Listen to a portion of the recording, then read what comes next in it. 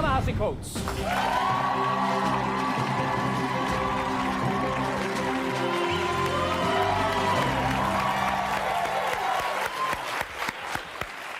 Welcome. See, I gave you the black handshake. The black dude. You know what's so funny is you wrote about that I was reading the piece last night and I was like, oh man, I didn't even. It's just a moment in time where you go, Barack Obama straddles two lines. Yeah. You know, where he is, yes, president, but you cannot deny that your president was black. Right. And it's that small moment where you go like, do I make it? Do I not? Right. So yeah, but welcome to the show. Thanks for having me. Yeah, man, it's been quite a journey for you. I remember the first time we spoke, and you had exploded onto the scene. Your book, a bestseller, everyone talking about you, and your life has changed since then. A little bit. Little bit? Just a little bit. A lot of bit. A lot of it. It's odd too because I've been writing for 20 years, and for about 18 of those years, no one cared. Yeah. And then like a bunch of people were suddenly looking. So it's like the weirdest thing. You know what I mean? It's like if you do this, like you just sing on corners. And that's just what you do. You just sing on corners. You just like singing on corners. And then one day there are a lot of people looking at the corner. You know what I mean? And you can't quite figure out like why they're there. You feel like you've been doing the same thing the whole time. Well, I guess maybe it was a combination of you hitting your peak and maybe America reaching a place where your voice was something that was that is needed. What would you say is the best and worst part of having celebrity though? Oh man, I can't believe I'm gonna say this. I have to give you an honest answer. It's very challenging to be a college dropout trying to be a writer financially. My life is a lot less financially challenging now. Yeah. I have to say that's the best part. I just gotta be honest about that. Well, I hope so. It would be weird if you weren't honest about that. Yeah, I mean, that's just true. Probably the worst part is the amount of people looking at you. I mean, I was one of these people who probably a few years ago was like, I don't understand what's wrong with Kanye West. And I kind of understand a little bit now, you know what I mean? Like I kind of got it. I'm not saying, he should have gone to see Trump, but I kind of get it a little bit, you know what I mean? No, I hear what you're saying. I think one of the pieces that resonated with me was where you talked about how people no longer see you as a human being. They see you as an object. Not at all. Like you really are, I don't even know how to describe it. Like they'll talk to you, and this is like good and bad. Like even when they're complimenting you, and it's like it's going like right past you, like they're talking to some image of you, and you have this whole thing where you can't figure out why people are being nice to you, whether they're being genuine or not. And even when they're being mean to you, it's like you're not really being mean to me. You know what I mean? Like it's like some other thing. It's the idea of you. Yeah, the idea of you. Yeah. And that idea is exacerbated by the writing because people do look to your writing now. I know, and I've heard you talk about it a bit. Even the last time we were here. How you sort of shun that. You go, hey, I write, and these are my opinions, and that's that. I'm not dictating, I'm not putting it in place. But this article is really powerful. My president was black. What does that title mean? Well, there was a moment during the inauguration that, a lot of folks watched at the time, and I watched with, Young Jeezy and Jay-Z are on stage, and they do My President is Black, and it was such a joyous, beautiful moment. And I wanted to conjure that, but at the same time, make it a little bit elegiac, like this thing had actually ended. Yeah. And so it kind of, just all sort of fit together. And this is a piece where it seems like you spent a lot of time with the president writing this piece. We did. We actually did spend quite. I was sort of surprised that he spent that much time with me, actually, because, the fact that I had been, critical of him. Yes. Specifically about, how he dealt with African Americans in the past was a known thing. Obviously to him in the White House. Well, let's get into that because you do talk about that in the article. You've always been critical of the president with regards to how he addresses black audiences versus how he addresses a white audience about African Americans. Right. Like, what was your biggest criticism of that? Well, it was two things. I mean, I felt like the president, in one respect, wanted to be, as he said, the president of all people, but in other respects, wanted to, get the sort of black pass. So when it came to policy, when it came to talking about policy, it was always, I'm the president of all people. I can't do anything specific or special for black people. But then when it came to, talking about, what we, now understand or what we call, respectability politics, he was saying things to black folks that probably I would have less of a problem with if he were not the president of the United States, and thus the bearer of the heritage and the legacy of why black folks are in a lot of these conditions in the first place. Here's a question I have, though. If you are in that position, how do you straddle the line, between saying, because you are the president. Right, you are. And you're talking to a black audience. Right. Like, is it the difference between nobody hearing you say this to a black audience, or is it the fact that you are saying it to a black audience? I think it's the fact that you're the president now. Like, it's just a different sort of position. You're no longer Barack in the hood. You know what I mean? Like, it's true, you're black. Like that sounds like a dope movie title. Right, the Barack in the hood, right? I'm just gonna throw it out there, Barack in the hood. Right. But that's not who you are anymore. I mean, you represent Andrew Johnson, you represent Andrew Jackson, you represent Woodrow Wilson. You have the heritage, of a country that, for most of its history in terms of its policy, has not been particularly friendly towards black folks. And so my feeling was when you then, address them, in this sort of way, why don't you pull up your pants? Why don't you work harder? Why don't you, I just, man, boy, it just totally, completely rubbed me the wrong way. You were in a unique situation where you could talk to the president about that. I don't know how effective I was, but I was. I was, and it's the weirdest thing, you know what I mean? Because it's like, you're not gonna beat the president. Like you're not. But you still gotta fight, right? So you still have to go in there and you gotta, because what he would do is he would summon you. You know what I mean? He would summon these reporters, and he's very tricky, right? Because what he would do is, the first time I did it, he sat me right next to him, because there's assigned places where you have to sit, right? So everybody has to sit down, and then he comes in. So it's like, say it to my face. Yes. You know what I mean? You was all bold when you was writing. You can touch my face as well. You're right next to me. Yeah. Right. And then the second time I was like right across from him, right? So it's like, what you got to say now? You go say, you all brave when you got your little laptop over there. But, here it is. You know what's funny is I picture him saying this to you where he's like, where's your laptop now? Right. You all brave when you got your laptop. Say it to my face, son. Say it to my face. That's funny. That's that idea. But you got to say it. And, so he always tells us the first time I felt like I went really, really soft. And I came home and I told my wife, I said, man, I went so soft. And when I was going down the second time, she said, listen, you go down there and you don't take no stuff, you don't play, you tell them exactly how you feel, son. Like, she was like, you know what I mean? And then I went and I kind of overdid it. Like, it was a little too, it was like, wait, it's still the president. So I don't want your water. Right. Yeah, it was like that. So I could never quite get it calibrated. You know what I mean? Let's talk about that. Just genuine, because this is the gist of this article. Yeah. It's you talking about Barack Obama trying to calibrate. It's you as Ta-Nehisi Coates trying to calibrate. That seems to be the recurring theme that you hear being talked about, especially when it comes to black discourse in America. Right. In South Africa, it's the same. I know it's a different history, but a shared history at the same time. Right. And it is always the conversation: how do you calibrate? How extreme should you be? Yeah. How much conversation should you have? What was the one thing you noticed being with the president for so long in terms of his calibration? Well, first of all, so this was like a different piece than like everything else I've written. Like, I felt like when it came time to write this piece, like, I've taken my shots. People know how I feel. Like, this is not, like, I could not rehash the same argument I was having. This was, I guess an attempt to really, really understand him. The first thing I, immediately, felt that I understood was that he was able to address white Americans in a way that I just think very few African Americans could. And why is that? Because I think Barack Obama was born into a home, not just to a white woman and white grandparents, but a white woman and white grandparents who shockingly told him it was okay that he was black and that he should not be ashamed of it and that he should in fact be proud of it.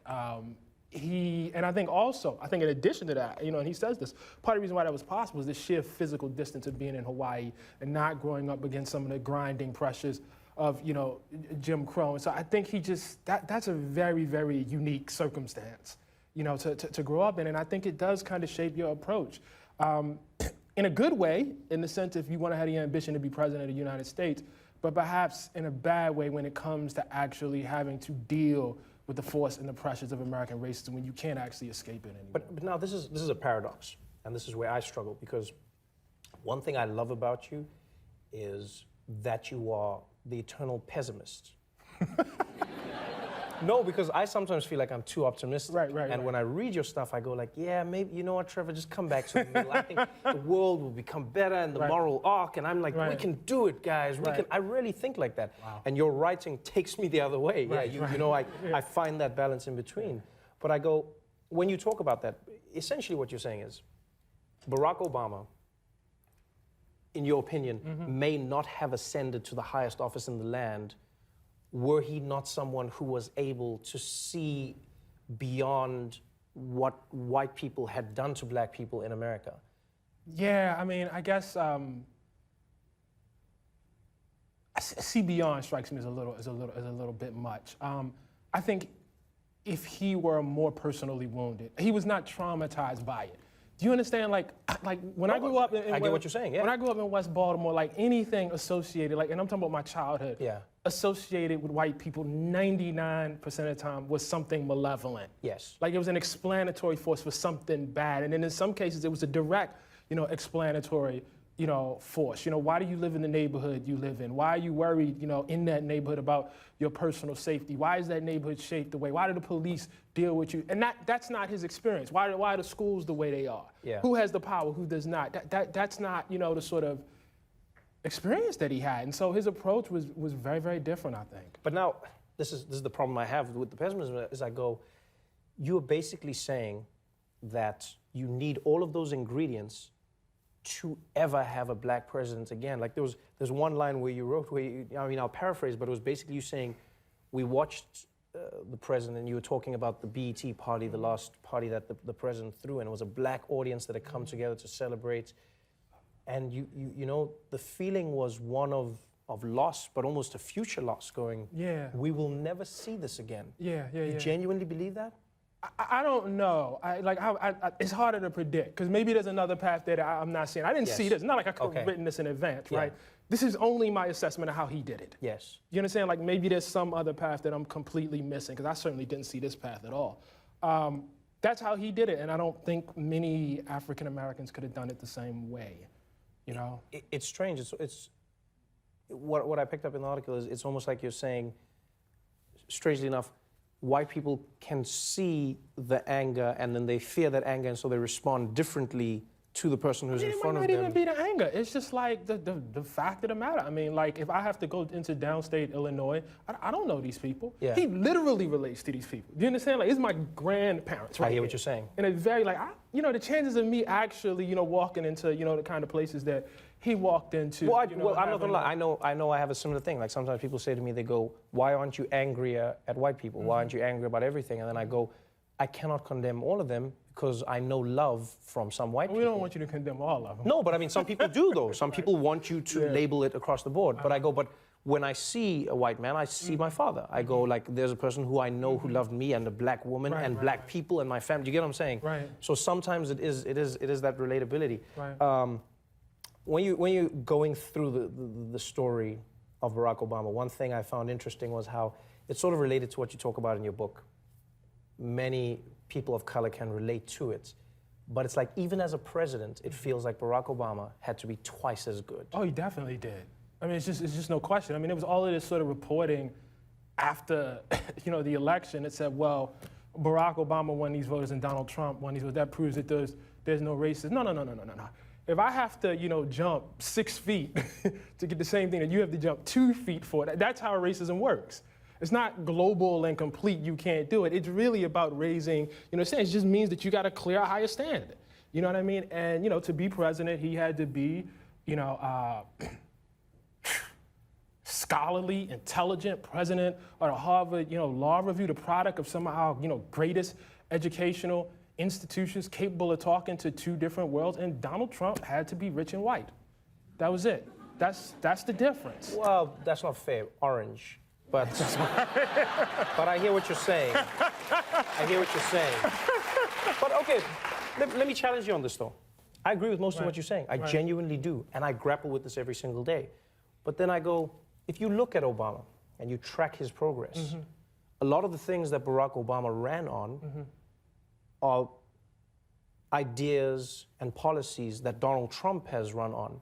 And we're not talking about the major disgusting ideas that Donald Trump has, you know, the deplorable ideas that he has, reprehensible, you know, feelings. I'm talking more specifically around NAFTA, you know, trade policies. Policies that affect those swing states that we know to be the white working class bastion. Couldn't it be argued that Barack Obama and Donald Trump tapped into the same thing? You know, that they both knew that if I go and talk to that factory worker and tell him I'm against those trade deals, that person will vote for me. Couldn't you argue that it's that and not racism? I don't think it's either or. I actually don't think it's either or. I don't really have the data, but my understanding is Hillary Clinton didn't really campaign in Wisconsin. You know, and I think that was a major, major mistake. He spent a lot of time, you know, investing. You know, I think he just, I mean, you can say what you want about how high the barrier is. He just thought he could clear it. You know what I mean? If he went and talked to folks, you know, and that's a great achievement, but it's also a very, very, very difficult achievement. And I know I keep going back to this. I think, because it has to be said, I think the very thing that made that possible when it came time to govern was the reason why he was so caught off guard and so surprised by the kind of reaction that he got, which I think... You mean from Congress, from, you know, like the obstruction? Yeah. I mean, black folks, you know, who had come up, you know, differently, you know, not the way he came up in Hawaii, might have been somewhat shocked by Uli, but not really surprised. I mean, if you told us that, you know what, Congress isn't gonna work with him at all, well, that accords with what we know about his, there's nothing about that, you know what I mean? Like, that's not really particularly surprising, but he as a senator had these great relationships, you know, in the Senate. When he was in the legislature in Illinois, he had these sorts of great relationships. But see, now you're president. You understand? You're the titular head of the country. You know what I mean? You are the highest executive in the country. It's a very, very, very different relationship. And the notion that a party that's been heavily racialized in the way that, you know, the Republican Party has been would freak out at the sight of that is not shocking to black folks at all. Let's talk about the racialized aspect before we move on. That has been one of the biggest themes that has been talked about. People saying, you know, if Hillary talked to white voters, then maybe this wouldn't have happened. This is the product of making it all about race. If y'all didn't keep bringing up race, we wouldn't have needed to do this. Yeah, again, I just don't think it's either or. You know what I mean? I think it probably is true that she probably should have spent more time in some of those states talking to folks. I think that's true. You know, I'm never against that. You know, at the same time, I don't think that means that you have to not talk about race at all. And given how the Democratic Party is, this isn't 20 years ago. I mean, if you're going to be competitive in the Democratic Party, I mean, if you're going to win South Carolina, you're going to win Georgia, North Carolina, Texas, you got to talk to black and brown people.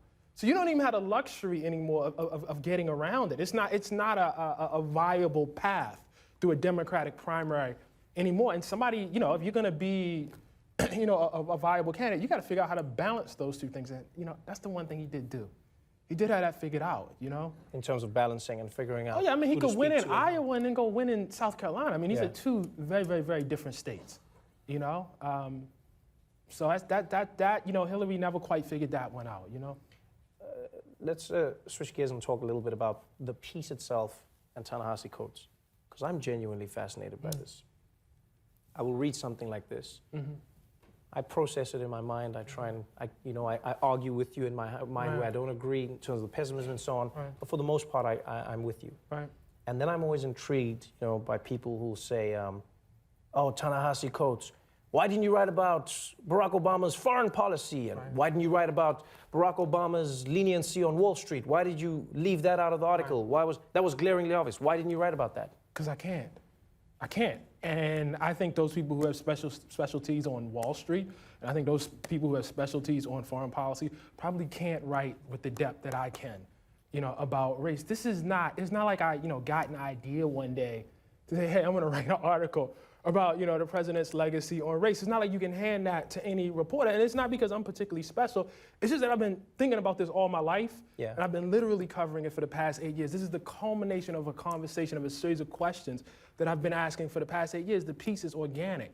You can't just, you know, say, hey, you know what, I'm gonna change my beat today and go take this approach. We published a piece, a few months back on Barack Obama's foreign policy. It's not my expectation that, the author of that piece is going to do what I do. I'm with you. You know what I mean? When I read, Jane Mayer in the New Yorker on Extraordinary Rendition, it's not my expectation that she's going to be able to come over here and do, what I do on race and somehow make those links. I mean, it'd be nice. It'd be awesome. I wish I could, but it requires a depth of knowledge. It's not just, posing questions to people, it's knowing what questions to pose, it's knowing, what the context is. I mean, it's a very difficult thing. Listen, I can sit in a bar with you all day and, go back and forth about, drones, go back and forth with you about business. As a voter, as a private citizen, I can do that.